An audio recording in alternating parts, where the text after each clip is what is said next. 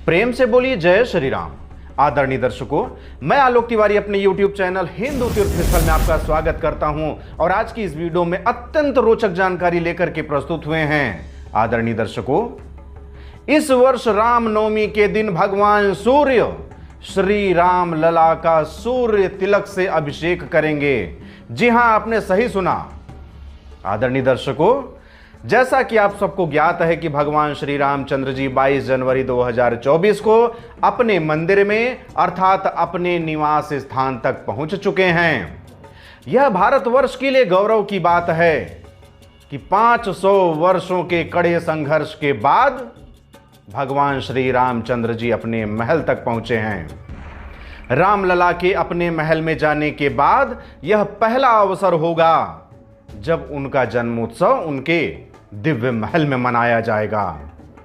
पहली बार रामनवमी का पावन पर्व रामलला के मंदिर में मनाने का सौभाग्य प्राप्त होने वाला है और इसी रामनवमी रामलला का सूर्य तिलक भी होना है, अर्थात भगवान सूर्य अपने किरणों से भगवान श्री रामचंद्र जी का अभिषेक करते हुए उनके माथे में तिलक करेंगे और इस पूरी प्रक्रिया का ट्रायल भी सफलतापूर्वक किया जा चुका है।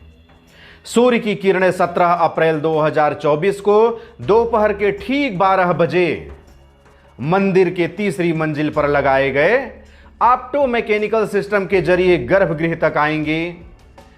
यहां किरणें दर्पण से परावर्तित होकर के सीधे रामलला के मस्तक पर 75 मिलीमीटर आकार के गोल तिलक के रूप में दिखेंगी और यह पूरा दृश्य 4 मिनट तक का होगा। आप 4 मिनट तक इस दृश्य को देख सकते हैं। इस सूर्य तिलक को देश के 2 वैज्ञानिक संस्थानों की मेहनत से साकार किया जा रहा है। इसकी तैयारी पूर्ण हो चुकी है।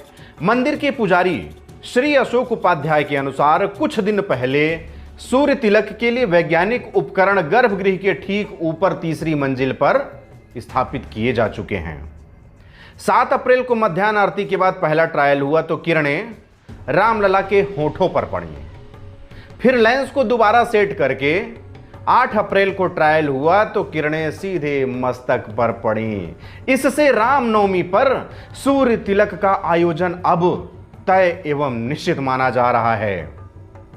श्री राम जन्मभूमि तीर्थ क्षेत्र ट्रस्ट भवन निर्माण समिति के अध्यक्ष श्री नृपेंद्र मिश्रा जी ने बताया कि इस रामनवमी पर अर्थात 17 अप्रैल 2024 को भगवान श्री रामचंद्र जी के सूर्य तिलक की तैयारी पूर्ण हो चुकी है।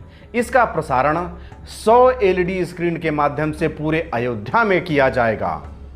इससे पूर्व ट्रस्ट के महासचिव श्री चंपत राय जी ने कहा था कि इस बार सूर्य तिलक संभव हो पाना मुश्किल लग रहा है, लेकिन वैज्ञानिकों का प्रयास रंग लाया और इसी रामनवमी अर्थात 17 अप्रैल 2024 को ही दोपहर के ठीक 12 बजे हमारे रामलला का सूर्य तिलक होना सुनिश्चित हो गया है।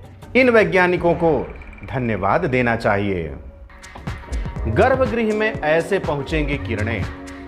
श्री रामलला के सूर्य तिलक की तैयारी में एक रिफ्लेक्टर, 2 दर्पण, 3 लेंस, पीतल की एक पाइप और सूर्य के पथ बदलने का सिद्धांत लागू किया गया है। IIT रुड़की के सेंट्रल बिल्डिंग रिसर्च इंस्टीट्यूट ने यह सिस्टम बनाया है।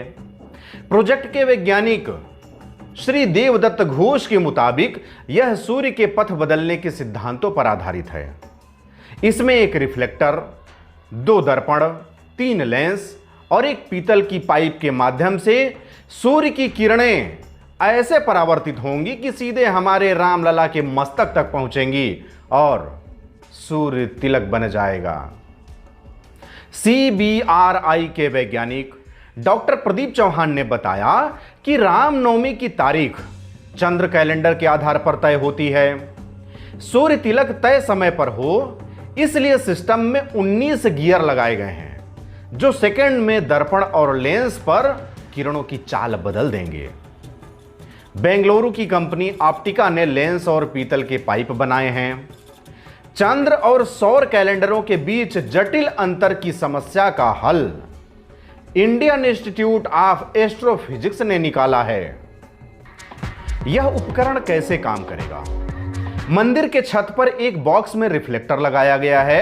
इसमें एक बड़ा सा मुख्य लेंस लगाया गया है जो बिना बिजली के 19 गियर के माध्यम से काम करेगा।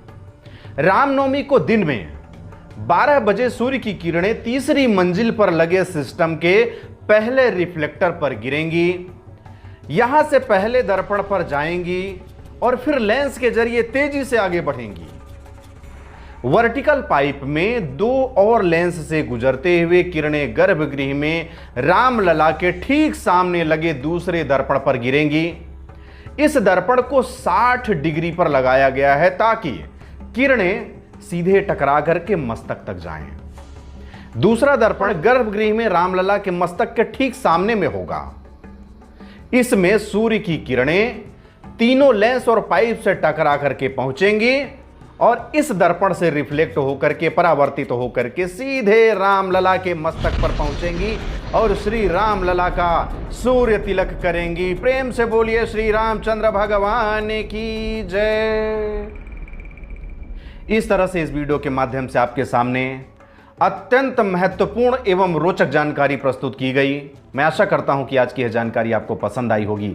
यदि आज की यह जानकारी आपको पसंद आई हो तो मुझे कमेंट बॉक्स में लिख करके अवश्य बताइएगा और प्रभु श्री रामचंद्र जी का नारा लगाते हुए कमेंट बॉक्स में जय जय श्री राम अवश्य लिखिएगा और अपने हिंदुत्व धर्म का पालन कीजिएगा।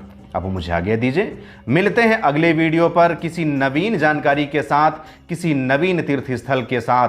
तब तक के लिए जय हिंद, जय भारत, बम बम भोलेनाथ की जय। जय श्री राम, जय जय गुरुदेव।